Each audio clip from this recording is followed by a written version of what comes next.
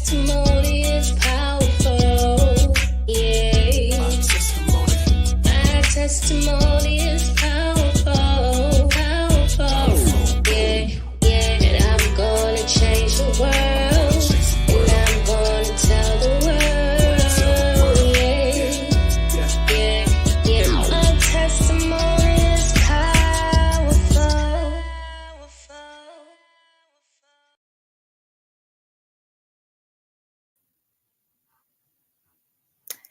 Hey everyone, welcome to another episode of My Testimony is Powerful podcast. I'm your host, Lauren Sandals, and thank you guys for joining us tonight. So I'm super excited to be back with our podcast, and our special guest for tonight is Joy. So I'm going to bring her on shortly. So let me bring her up. And as she is coming up, hey Joy. Good evening. Good evening. I am super excited to have her. Let me tell you, this was my first, I could say, mother in ministry who put me on as far as the ministry world, as far as business. I've just learned so much from her. So I'm just honored to have her on tonight to share her story. So Joy, tell us a little bit about yourself. Well, first and foremost, I'm God's daughter. I don't think there's any other way to describe who I am. I spent a couple of years of my life trying to figure that out. As a young mother and a young wife, trying to say, okay, I'm D'Artagnan's wife, or I'm Jewel, Jaya, and Dart's mom, or I work here, I do that. But in actuality, I really believe that I'm defined just by being God's daughter. Everything else is great, but it's all summed up in that phrase that I belong to Him. I think that is so good because a lot of us need to learn our identity in Christ. Mm-hmm. So I'm so glad that you said that, because a lot of times we are something from somebody else, but not figuring out who we are in Christ. I recently had to do that myself, just learning how to truly walk in my purpose and just figuring out who I am in God. So thank you for sharing that. But Joy, when I first met you, I know you had God's Confident Woman. Can you tell us a little bit about that? So I think it was 2013, I wrote a devotional. And it's called Confidence in Him. And it was a devotion, 21 days to just kind of reset, refocus, and dive into your confidence in God. Because at that point or period in my life, I remember believing, just as I said, I'm God's daughter, just starting to pick up pieces of life as I was maturing and starting to add them as to who I was. So the problem with that is, when you're not those things anymore, do you still know who you are? So my confidence has to be in God and who He says I am and what He says I need to do and how He say I need to move and the seasons that He has me in to do and be those things. Because other things are temporary and they're subject to change, but that one, He is the constant, right? And He's the constant way of success. He's the constant way to get to the purposeful destination. He's the constant in everything that is going on around us, not only here in this life, but even when we move on to our next. He is the constant. And so I wrote this devotional, and I had down at the downtown Philadelphia, I had a book signing, and I was really amazed at how many people came out to support, how many people came out to buy the book.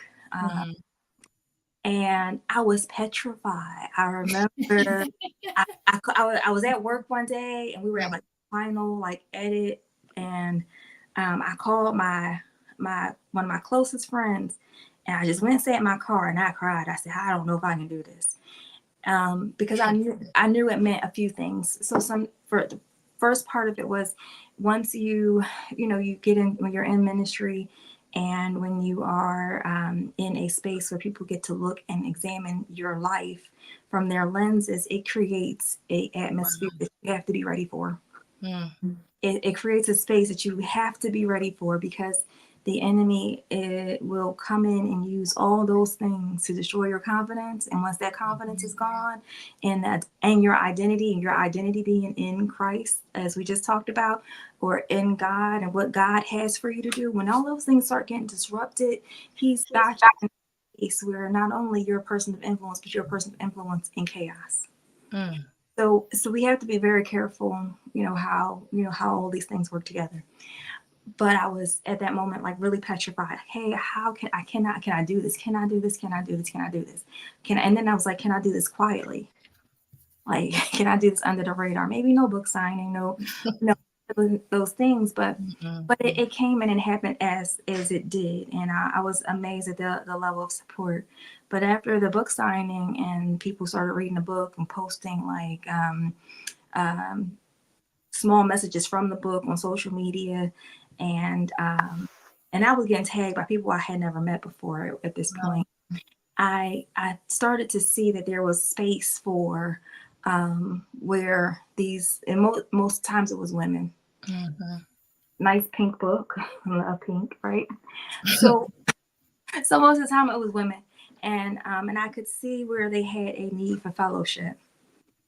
That's where God's confident woman came from, a need for the fellowship.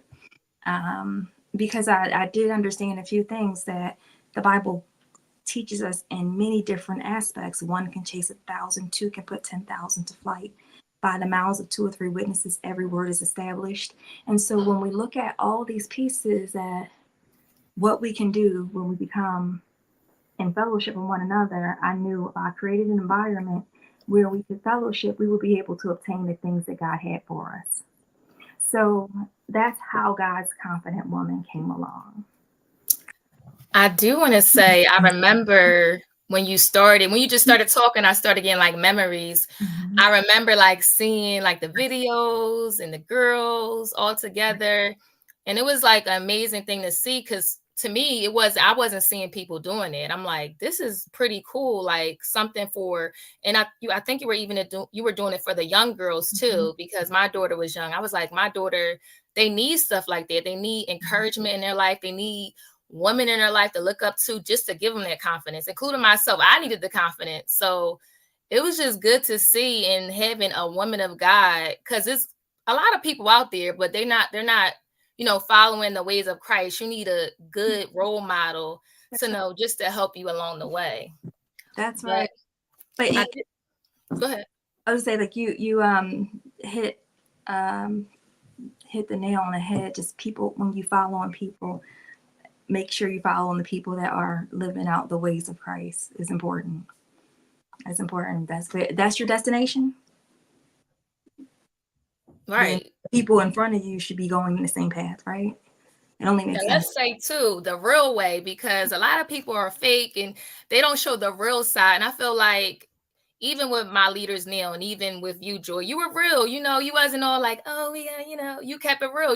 Told us some things that we needed to do, and some things, just being yourself. And I appreciated that, because we need the real. We don't need the fake. We don't need the fluff. We need to know like what's really going on, including in marriage, including in our lives as women. We need real life role models, not just what we see on social media, what we think is really going on. We really need to, have that good thing to look up as a role model, living real life stuff. So, but I did want to say, I know you explained how it got started, but what made you think it was needed? I know I talked about it a little bit, but like.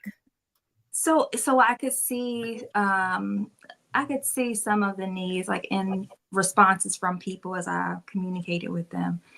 And I had never done any of this before, and I had never seen anybody. I really feel like God gave me some downloads, and He was kind of showing me what was in the life.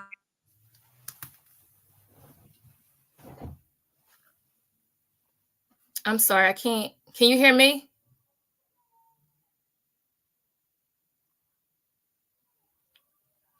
I can't hear you. Can you hear me? I'm not sure what happened.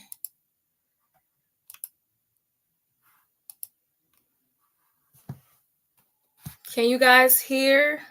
Hold on a second.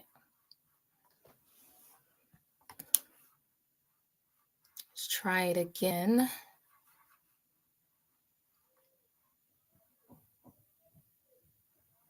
Let me come back out. Can you hear me? Okay.